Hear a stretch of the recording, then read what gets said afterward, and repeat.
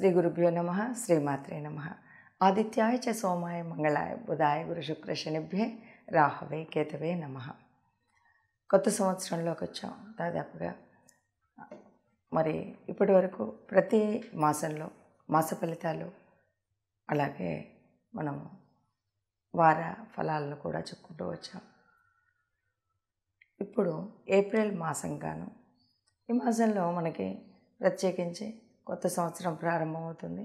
కొత్త సంవత్సరంలో మనం క్రోధినామ సంవత్సరంలో ఒక్కొక్క రాశి వారికి ఎలా ఉంటుంది అని చెప్పుకునే ముందు, ఇది కేవలం గోచార రీత్యా చెప్పుకునేటువంటి ఫలితాలు మాత్రమే. అంటే చంద్రుడిని బట్టి చెప్పుకుంటూ ఉన్నాం. నిజానికి జన్మజాతకంలో ఉన్నటువంటి నక్షత్రాలను బట్టి, నడుస్తున్నటువంటి రాశిని బట్టి, అందులో ఉన్నటువంటి రాసుల యొక్క యోగించేటువంటి లక్షణాలు, లేకపోతే యుతి, ఇవన్నింటిని బట్టి ఉండేటువంటి జాతకంలో కేవలం ఈ గోచార రీత్యా గ్రహాల యొక్క గమనం వల్ల వచ్చేటువంటి ఫలితాలు ఎలా ఉంటాయో మనం ప్రతి మాసంలో చెప్పుకుంటూ ఉన్నాం. అలాగే ఈ మాసంలో అంటే ముఖ్యంగా ఏప్రిల్ మాసంగాను మరి ఈ రాశి ఫలితాలు ఎలా ఉంటాయి ఈ నెలకు అంటే, ముఖ్యంగా ఇక్కడ ప్రత్యేకించి ఏదైనా ఈ మాసానికి ఉందా అంటే, ప్రత్యేకించి ఈ మాసంలో మనకి కొత్త సంవత్సరం, నిజమైన తెలుగు సంవత్సరం ప్రారంభమైన తర్వాత ఇక్కడ మనకు కొత్త కొత్త ఆశలతో మనం అంతా మంచి జరగాలి అనేటువంటి ఒక కొత్త కోరికతో, కొత్త చైతన్యంతో మొదలుపెట్టేటువంటి మనకు అంతా కూడా మంచే జరుగుతుంది. మంచే జరగాలని ఆశిస్తూ ఏదైనా ఎక్కడైనా కొంచెం గ్రహాల యొక్క అనుకూలత లేనట్టయితే గ్రహాల అనుకూలత కోసం కొంత పరిహారాలు చేసుకోవడం, అలాగే దైవత అనుగ్రహం కోసం మనం ఏం చేయాలి, ఎలా చేయాలి అన్న విషయాలను తెలుసుకుంటూ ముందుకు వెళ్తే ఈ నెలలో కూడా మీ ఫలితాలు ఎలా ఉంటాయో చూసుకోవచ్చు. మకర రాశి వారికి ఏప్రిల్ మాసంలో ఫలితాలు ఎలా ఉంటాయో చూద్దాం. ఏప్రిల్లో మీకు చూసినట్టయితే మకర రాశి వారికి ఎప్పటి నుండో ఉన్నటువంటి ఏళ్ళనాటి శని చిట్ట చివరిలో ఉన్నాం. మరి ఈ మాసంలో ఎలా ఉంటుంది అంటే, సంఘంలో పలుకుబడి చాలా పెరుగుతుంది, ఆరోగ్యంగా ఉంటారు, ధైర్యం పెరుగుతుంది, అట్లాగే కొంచెం కార్యభారం కూడా పెరుగుతుంది. ఎంత ఆరోగ్యం ఉన్నా ఎంత కార్యభారం పెరుగుతుంది. ఇక మకర రాశి వారికి చెప్పొచ్చేది ఏమీ లేదు. ఎవరైనా సరే మకర రాశి అంటేనే ఎంత కష్టమైనా కష్టం లేకుండా, కష్టం అనుకోకుండా ఇష్టంగా చేయగలిగిన వాళ్ళు ఎవరైనా ఉన్నారంటే మకర రాశి వాళ్ళే. ఏదైనా ఇది కాదు అన్నటువంటి విషయం ఉందంటే దాన్ని మొండిగా సాధించడం, ఛేదించడం అనేటువంటి శక్తి ఉన్నటువంటి వారు మకర రాశి వారే. మరి ఇలాంటి శక్తి ఉంది కనుక ఇప్పటి వరకు ఏళ్ళనాటి శనిలో ఉండి చాలా కష్టం అనుభవిస్తూ ఉన్నప్పుడు ఆ కష్టం కూడా లెక్క లేకుండా ఉండేటువంటి పరిస్థితి. కాబట్టి ఈ మాసంలో మకర రాశి వారికి చాలా సమాజంలో పలుకుబడి పెరుగుతుంది, ఆరోగ్యంగా ఉంటారు, కార్యభారాన్ని వహిస్తారు. ఉద్యోగాలు చేస్తున్నటువంటి వారికి చక్కగా పదోన్నతి, లేదంటే ఉద్యోగ స్థానంలో ఉన్నతాధికారుల చేత మెప్పు, ఉన్నతాధికారుల చేత గుర్తింపు, మార్గదర్శనం దొరుకుతాయి. ఇక వ్యాపారస్తులు ఎవరైనా ఉంటే వ్యాపారస్తులకు చక్కటి ధనలాభం కలిగేటువంటి అవకాశం ఉంది.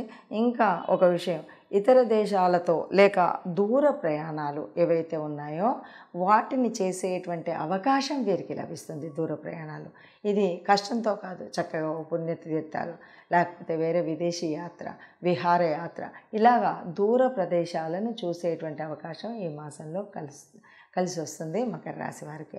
ముఖ్యంగా ఏం చెప్పాలన్నా, ఇంతకు ముందు నెలలని కనుక చూసినట్టయితే మకర రాశి వారికి ఇక నుండి సంతోషంగా ఉంటారు, ఇక నుండి ఆర్థికంగా పరిపుష్టిగా ఉంటారు, ఇక నుండి ఆరోగ్యంగా ఉంటారు అని గట్టిగా చెప్పవచ్చు. మరి విన్నారు కదా, ఇలా గోచార ఫలితాలు చెప్పగానే ఇది మాకు 100% జరగలేదు అని ఎవరు అనుకోకూడదు.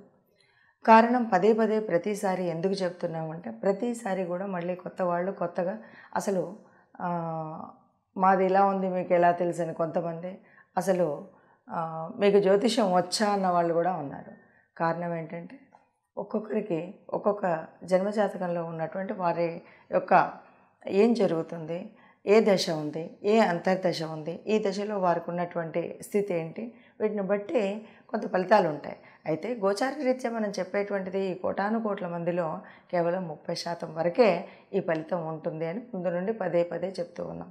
మరి అయినప్పుడు ఎందుకు చెప్పుకోవాలి అన్న మాట కూడా మళ్ళీ చెప్తున్నాం. కారణం ఏంటంటే, మనం చెప్పుకున్నట్టయితే, ఎందుకంటే కొంతమందికి అస్సలు వాళ్ళకి జన్మజాతకం ఉండదు, కేవలం పేరును బట్టి మాత్రమే ఉంటుంది. అలా ఉన్నప్పుడు రెండవది, ఇంకా కొంతమందికి రాశి పేరు తెలుసు, ఇంకా అంతకుమించి ఏమీ తెలియదు. అలాంటప్పుడు వాళ్ళకి ఇది కొంత ఉపయోగపడుతుంది.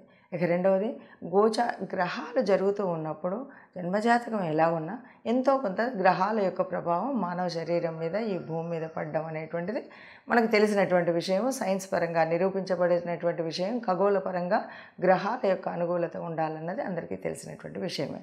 కాబట్టి ఏ ఏ గ్రహానికి మరి ఏ గ్రహం అనుకూలించకపోతే ఏం చేయాలి, అనుకూలిస్తే ఏం చేయాలి అంటే, అనుకూలిస్తే ఆనందంగా ఉంటాం, అనుకూలించినప్పుడు ఆ గ్రహానికి సంబంధించినటువంటి పరిహారాలు ఏంటి, లేకపోతే ఏ స్తోత్రం చదవాలి, ఏ దానం చేయాలి, ఏ దేవాలయానికి వెళ్ళాలి, ఏ దేవుణ్ణి స్మరించాలి, ఈ విషయాలు తెలిసినట్టయితే ఎంతో కొంత మనకు ఒక్కొక్కసారి చాలా కఠినమైనటువంటి పరిస్థితులు ఉంటాయి.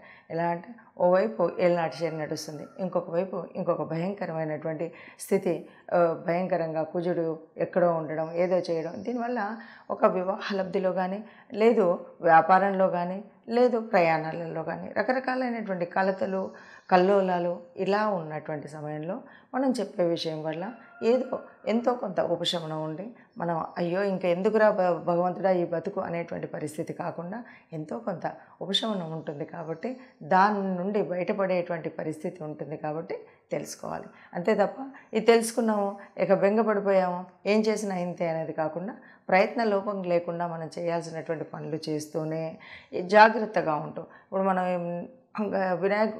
ఈ సంవత్సరంలో మనం ముందుగా మనం ఏం చేస్తాం, ఉగాది వచ్చింది అనగానే కందాయ ఫలాలు తెలుసుకుంటాం. కందాయ ఫలాలు తెలుసుకోగానే అయ్యో మొత్తం నాకు నష్టమే ఉంది, ఇంకా లాభం లేదు, నేను ఏం చేసినా రాదు కాబట్టి ఇలాగే ఉంటానన్నది కాదు.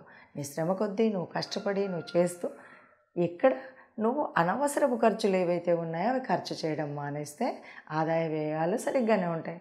అవమానం రాజపూజ్యం అని చెప్పుకున్నాం. అవమానం అనగానే అందరూ మనల్ని ఏం పనిగట్టుకొని ఎగతాళి చేయడానికే రారు. ఎందుకంటే కొన్నిసార్లు మనకు తెలియకుండా మన గ్రహ ప్రభావాల వల్ల నోరు కొద్దిగా అదుపులో లేకుండా గబగబా ఎవరినో ఏదో అనడం, వాళ్ళ నుండి మళ్ళీ మాటలు పడడం, ఇలాంటి పరిస్థితి వస్తుంది. కాబట్టి మనం మాట్లాడేటప్పుడు తగు జాగ్రత్తతో మాట్లాడేటువంటి పరిస్థితి కల్పించుకుంటే కనుక ఈ అవమానాలు రాకుండా ఉంటుంది.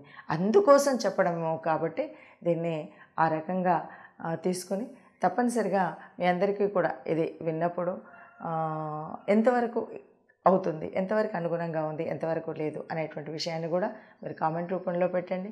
నిజంగా ఊరికే ఒక శత్రుత్వం, వీరెవరు చెప్తున్నారు వీరు చెప్తున్నారా అనేటువంటి భావంతో కామెంట్స్ కాకుండా, చెప్పినప్పుడు ఏది నచ్చింది, నచ్చితే లైక్ చేయండి, నచ్చకపోతే కూడా ఇది బాలేదు అనే విషయాన్ని స్పష్టంగా మీ కామెంట్ రూపంలో పెట్టండి.